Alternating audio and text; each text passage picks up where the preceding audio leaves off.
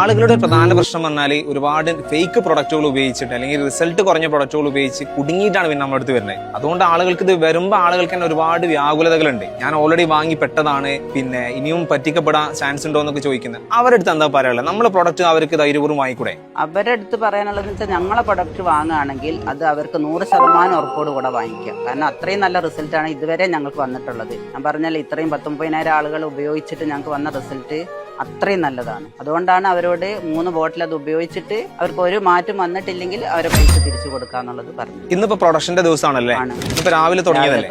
ഇതിപ്പോ എപ്പോഴാ അവസാനിക്കാന്ന് പറയാൻ പറ്റില്ല. എണ്ണ കുറുകി വരണ്ടേ, പെട്ടെന്ന് ആക്കിയെടുക്കുന്ന സാധനമല്ല. അത് നമ്മൾ കുറച്ച് പണിയുണ്ട്, അധ്വാനം ഉണ്ടായില്ലേ. ഞങ്ങൾ കുറച്ച് പെണ്ണുങ്ങൾ കൂടിയിട്ട് എടുക്കുന്നല്ലേ, മോളിച്ച് വസന്തേച്ചി എല്ലാവരും കൂടെ കൂടിയിട്ട് എടുക്കുന്ന സാധനങ്ങളാണ്. ഇപ്പൊ സമയം 7 മണിയായില്ലേ, ഇനിയിപ്പോൾ അത് കുറുകാനുണ്ട്. അത് പെട്ടെന്ന് അങ്ങനെ ആവില്ല. അതുകൊണ്ടാണല്ലോ നമ്മളെ ഓയിലിന് ഇത്രയും ഇതുള്ളത്. അപ്പൊ നമ്മളെ ഹെയർ ഓയിൽ ഉപയോഗിക്കുമ്പോ നമ്മൾ എന്തുകൊണ്ടാണ് നമ്മളെ ഷാമ്പു കൂടെ ഉപയോഗിക്കണം എന്ന് പറയുന്നത്? നമ്മളത് നല്ല ഹെയർ ഓയിലാണ്. അതിലൊരു പുറത്തുനിന്ന് വാങ്ങിക്കുന്നതൊക്കെ കൂട്ടി ആക്കിയാൽ ചിലപ്പോൾ ആ ഹെയർ ഓയിലിന്റെ ക്വാളിറ്റി പോകും. അപ്പോൾ നമ്മൾ ഉണ്ടാക്കുന്നതാകുമ്പോൾ ഇതിനോട് ഏകദേശം സെറ്റാവുന്നതാണല്ലോ നമ്മൾ ഉണ്ടാക്കുക. അതുകൊണ്ടാണ് നമ്മൾ ഷാമ്പു തന്നെ അതിൽ ഉപയോഗിച്ചാൽ അത്രയും നല്ലതെന്ന് പറയുന്നത്. നമ്മളെ ഹെയർ ഓയിലിന് ഷാമ്പു വേണമെന്നില്ല, പക്ഷെ അത്രയും നല്ല ക്വാളിറ്റിയാണ് ഈ ഷാമ്പും കൂടെ ഉപയോഗിക്കുമ്പോൾ. അതുകൊണ്ടാണ് അത് ഉപയോഗിക്കാൻ നമ്മൾ പറയുന്നത്.